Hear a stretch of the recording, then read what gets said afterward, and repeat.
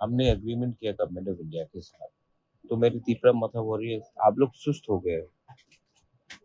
हमारे गांव में पानी नहीं है, हमारे लोगों को बिजली नहीं मिल रहा है, क्योंकि हमारे पास दो लोग मिनिस्टर बन गए हैं।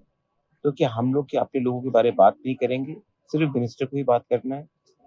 मैं अपने पूरे वॉरियर्स को, तीपरा माथा के वॉरियर्स को, वाईटीएफ के वॉरियर्स को अभी बोलना चाहता हूँ, जहाँ जहाँ में प्रॉब्लम है, आप लोग जाके मिलिए और जाकर अपने लोकल ब्लॉक लेवल पे, डिस्ट्रिक्ट लेवल पे डेप्यूटेशन दीजिए।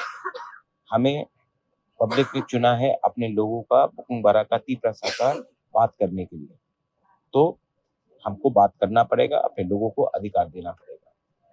रहा बात सीए का, मेरा पोजीशन वही है कि एडीसी एरिया त्रिपुरा ने बहुत इलीगल इमिग्रेंट्स को लिया है, और गवर्नमेंट ऑफ इंडिया का कानून कहता है कि एडीसी एरिया में एक भी इलीगल इमिग्रेंट को जो सीए से आया है उनको हम जगह नहीं देते।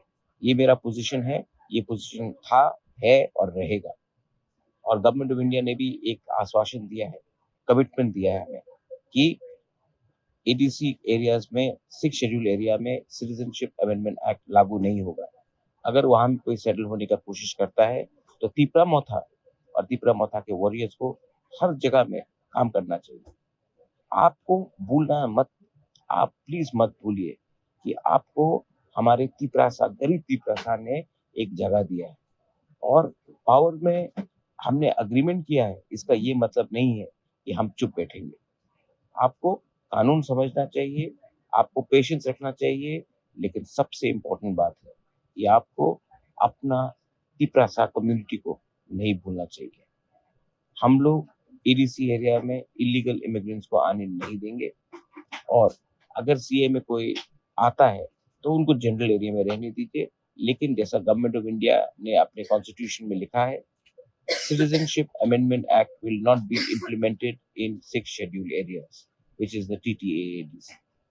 और गांव में जाकर मिलिए लोग से, जहां में पानी नहीं है, बिजली नहीं है, मिलकर डीएम लेवल में, इस ब्लॉक लेवल में डेप्यूटेशन दीजिए। आपका काम है अपने लोगों के लिए बात करने के लिए।